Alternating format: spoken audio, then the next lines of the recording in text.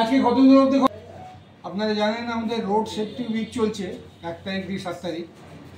আর আমাদের যে রেগুলার ড্রাইভগুলো হয় এগেনস্ট হকার আনঅথরাইজড পার্কিং, সেটাই আজকে আমরা করেছি। আজকে আমরা উষাগ্রাম মোড় থেকে নিয়ে হটন রোড অবধি আনঅথরাইজড পার্কিং আর হকারদের এগেনস্টে ড্রাইভ করেছি। যারা অ্যাভেলেবেল ছিল ওদেরকে সরতে বলা হয়েছে, ওরা সরে গেছে।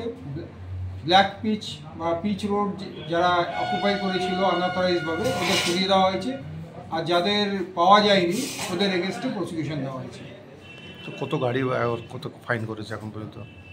এটা আনঅথরাইজড পার্কিংয়ের ফাইন, তো এটা 500 টাকা করেই ফাইন হয়। অ্যাজ পার ল যেটা আছে 500 টাকাই ফাইন হয়।